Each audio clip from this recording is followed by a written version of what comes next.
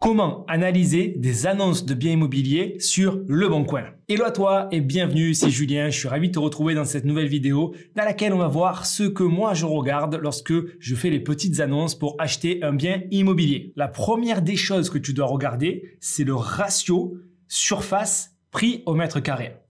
Ça sous-entend une chose, que tu dois connaître le prix moyen au mètre carré de la ville ou de la rue dans laquelle tu regardes l'annonce. Si le prix moyen est de 1500 € du mètre carré et que tu as un bien, par exemple, de 100 mètres carrés que tu vois directement dans le titre de l'annonce qui lui est vendu à 100 000 €, tu sais que tu es à 1000 € du mètre carré. Donc tu sais que déjà le prix, il est au-dessous du prix du marché parce que le prix moyen est à 1500 €. Ça, c'est la première des étapes. Tu connais le prix moyen et rapidement, de tête, tu n'as même pas ouvert l'annonce, tu vois surface, prix, tu dois être 20% au-dessous du prix moyen pour en réalité être à la moyenne une fois que tu auras fait des travaux. Une fois que tu as passé ce premier filtre, la deuxième chose à regarder va être les photos.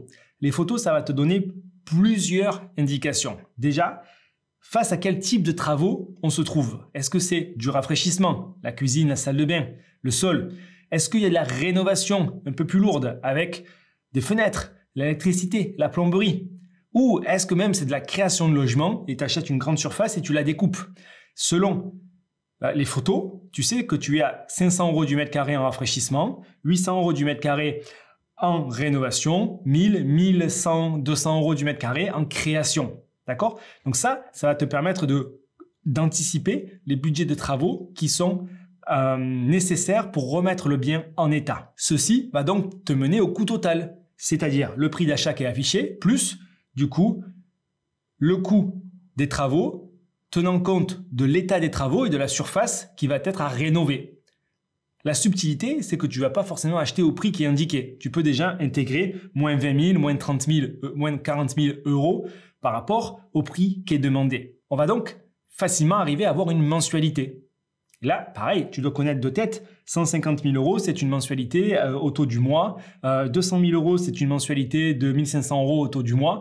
300 000 €, c'est une mensualité de 1800 € au taux du mois. Comme préalablement, on a vu les photos et on connaît la surface, on peut faire une hypothèse de combien d'appartements ou combien de chambres on va pouvoir mettre dans la surface. Si c'est un bien de 80 mètres carrés en copropriété, potentiellement on peut mettre 4 chambres. Si c'est un immeuble de 200 mètres carrés, potentiellement on peut mettre 6 studios parce que ça va faire 6 fois 20 mètres carrés, 120 mètres carrés, 20 mètres carrés pour les parties communes. Ok? Donc ça va nous permettre de définir le potentiel de revenus locatifs. Si j'ai 4 chambres en colocation sur un projet, que c'est 450 € la chambre, 1800 € de revenus locatifs à mettre en perspective avec la mensualité du coût total du projet, 1500 € dans mon exemple. Ça veut dire que du coup, j'ai déjà du cash flow brut. C'est la même chose sur l'immeuble. Si j'ai du coup mes 6 studios, que c'est 400 € le studio, j'ai 2400 € de revenus locatifs, moins les 1500 €, j'ai 900 € de cash flow brut. De cette manière-là, je sais que je vais pouvoir travailler à créer une bonne affaire. Ça, c'est uniquement en location longue durée. Évidemment, si le but est de faire de la courte durée, on pourra ensuite affiner les hypothèses en disant si sur ces 6 studios, j'en mets peut-être 2 en location courte durée qui ne seront pas loués à 400 €, mais que ça va générer un chiffre d'affaires de 60 € sur une vingtaine de nuits, soit 1200 €, ça me fait 2400 € en plus de revenus locatifs. D'accord? Par rapport aux 4 autres appartements qui, eux, sont loués à 400 €. Donc là, on arrive rapidement à avoir un montant total des loyers à mettre toujours en perspective avec la mensualité et les charges d'exploitation. Et ça va être dans le calcul du cash flow net. Là, à ce stade, on va rester dans le cash flow brut pour savoir si on a une marge de manœuvre. Si j'ai 1000 € de cash flow brut, évidemment que j'ai de quoi travailler pour arriver à un cash flow net très intéressant. Donc là, j'ai toujours pas bougé de derrière mon ordinateur. Je fais simplement l'analyse des annonces de façon à savoir si je suis en face d'une bonne affaire ou si je suis en face d'une affaire moyenne et est-ce que j'ai les variables nécessaires pour créer une bonne affaire. Ça va être la négociation sur le prix, le montant des travaux, la création de surface, la création de valeur pour du coup optimiser le rendement. Les 2 étapes ultimes de ces calculs sont donc de calculer la plus-value. Est-ce que une fois que j'ai fait les travaux, je suis capable de revendre en ayant fait de la plus-value, revendre demain et pas dans 10 ans, comptant sur une potentielle inflation. Ça, c'est la cerise sur le gâteau. Donc, on va simplement avoir le prix moyen qu'on a calculé au départ et le prix haut du marché, pas le prix moyen de la ville, le prix haut du marché, parce que ça, c'est des logements neufs qui ont déjà été revendus, travaux effectués. Et donc là, ça va vous donner 100 € de plus-value par mètre carré s'il y a 200 mètres carrés. S'il y a 500 € de plus-value par mètre carré et qu'il y a 20 mètres carrés dans le studio, c'est le montant de la plus-value que, au final, vous allez pouvoir générer. On veut qu'elle soit significante parce que vous n'allez pas faire tout ça pour rien. Donc, au minimum, on doit aller chercher travaux finis, 30-40 000 € de plus-value. L'autre méthode pour savoir si c'est une bonne affaire va être le calcul de la rentabilité. Donc là, on revient sur notre coût total et on considère le montant des revenus locatifs en location longue durée. Donc, par exemple, si j'ai 6 000 € de revenus locatifs en location longue durée pour un T2, 500 € par mois, 6 000 €. Si c'est un investissement qui me coûte 60 000 €, j'ai 10% de rentabilité. Ça, c'est une bonne affaire. Maintenant, si ça me coûte 100 000 €, je vais avoir moins de 10% de rentabilité. Selon la ville, c'est potentiellement aussi une bonne affaire.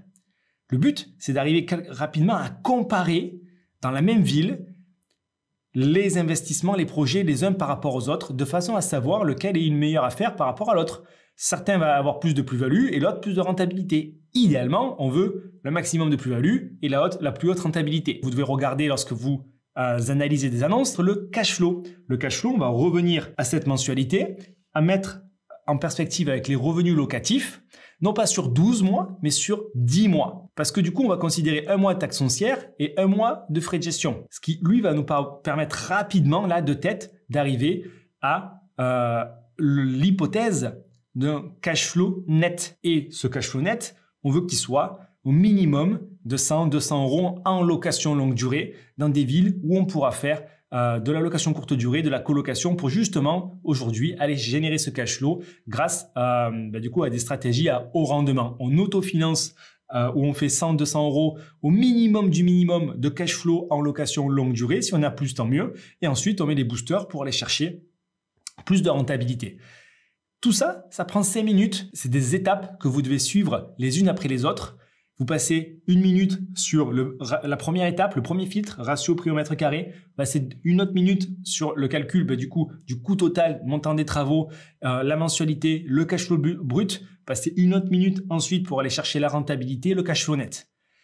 Et là, vous voyez s'il y a le potentiel d'ouvrir l'annonce, de passer plus de temps, d'appeler l'agent immobilier, voir si tout se respecte. Lorsque vous avez eu l'agent immobilier au téléphone, on va visiter. Donc tout ça, c'est les éléments qu'il faut regarder. Évidemment, il y en a plein d'autres, comme sur l'état des photos, si on fait de la division, où se trouve l'escalier, est-ce que les fenêtres sont bien en place dans chacune des pièces. Voilà, ça, c'est des b.a.-ba à respecter. Il y en a plein d'autres. Si vous voulez les connaître, vous pouvez télécharger l'e-book sur les travaux qui est en description de cette vidéo. Ça va vous donner d'autres éléments techniques à vérifier lors des visites. C'était Julien Malingo. Dites-moi si vous avez d'autres questions. Je vous réponds avec grand plaisir. Ciao, ciao!